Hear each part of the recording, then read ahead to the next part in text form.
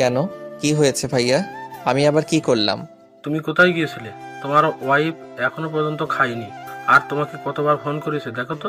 মেয়েটা সেই সকাল থেকে কান্না করেই যাচ্ছে। ও আচ্ছা, শ্বশুরবাড়ির লোকজন কখন আসবে? এই তো কিছুক্ষণের মধ্যে চলে আসবে। আর শোন, তোমার ঠোঁটের কোণে কেটে গেছে, ওইখানে পরিষ্কার করে নাও। তারপর ভাইয়া চলে গেল আর আমি বাথরুমে গিয়ে একদম গোসল সেরে বের হলাম। এই বাবা, এটা কি সুলতানা এখনো রুমে আসেনি? আমি দরজার সামনে গিয়ে দেখি এখনো নিচে বসে কাঁদছে। আর ভাবি আম্মু কিছুতেই ওর কান্না থামাতে পারছে না। এটা অব্যাহত যদি ওদের বাড়ির লোকজন দেখে তাহলে কি ভাববে আপনারাই বলেন। আমি ওপর থেকেই ডাক দিলাম, ভাবি ওকে উপরে নিয়ে আসেন তো। ও মা, এ কি, ওই মেয়েকে কোনোভাবেই উপরে আনা যাচ্ছে না। ও আসতেই চাইছে না। আমি এটা দেখে একটা প্রস্তুতি নিলাম। আমি রুমে গিয়ে একটা টি শার্ট পরে সরাসরি নিচে এসে ওর সামনে দাঁড়ালাম, কিন্তু মেয়েটা এখনো কেঁদেই চলেছে। আমি ভাবিকে বললাম উপরে যেন খাবারটা দিয়ে দেয়, আর ইশারায় বললাম আম্মুকে এখান থেকে নিয়ে যেতে। আসলে তখন সেখানে শুধু ভাবি আর আম্মুই ছিল। তারপর ভাবি আম্মুকে নিয়ে চলে গেল আর আমি কি ভাবছেন? আমি সুলতানাকে একদম কোলে তুলে নিয়ে উপরে চলে আসলাম। কোলে তুলে নিতেই ও পুরোপুরি অবাক হয়ে গেছে আর কান্নাও থেমে গেছে। রুমে ওকে নিয়ে আসতে আসতে ভাবলাম সুলতানাকে একটু হাসাতে হবে, তাহলে পরে সমস্যা হতে পারে, কারণ কোনো মানুষ অনেক কান্নাকাটি করতে করতে সেন্সলেস হয়ে পড়ে। এখন ভয় একটাই। যাই হোক, রুমে নিয়ে এসে সুলতানাকে নামাতেই খেয়াল করলাম ও খুবই লজ্জা পেয়েছে, আর নামিয়েই বললাম বাবারে এত ভারী। ও দেখি আমার দিকে তাকিয়ে আছে, মনে হয় কিছু বলবে। আপনি খুবই খারাপ মানুষ, বুঝলেন?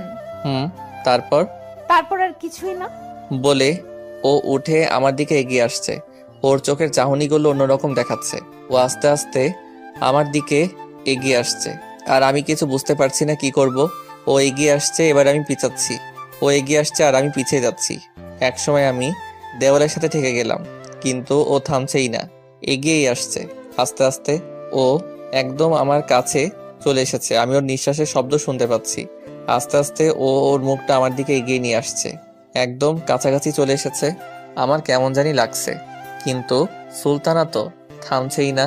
এমন সময় ঠক ঠক ঠক আওয়াজ পেয়ে সুলতানা ও আমি দুজন একসাথে দরজার দিকে তাকাতেই দেখি ভাবি আর ভাইয়া দাঁড়িয়ে আছে।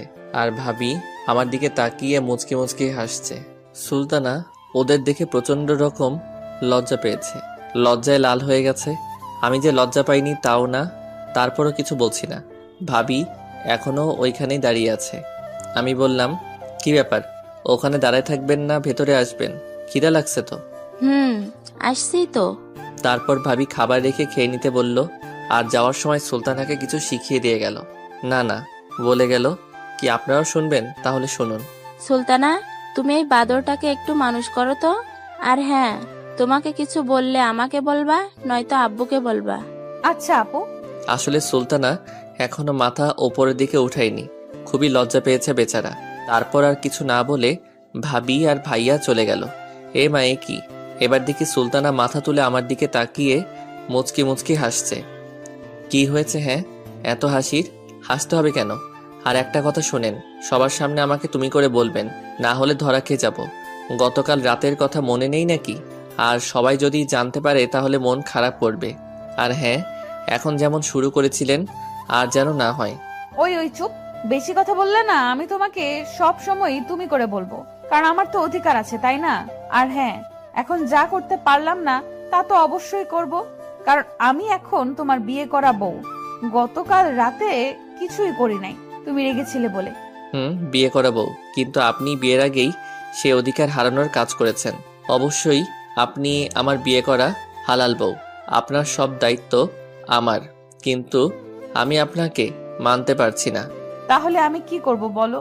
আমি না হয় না বুঝে একটু অপরাধ করেছি, কারণ তোমাকে দেখা মাত্র পাগল হয়ে গেছি, কাছে পেতে মন চাইছিল তাই পাগলামি করছি। তাই বলে কি মাফ করা যায় না? হ্যাঁ,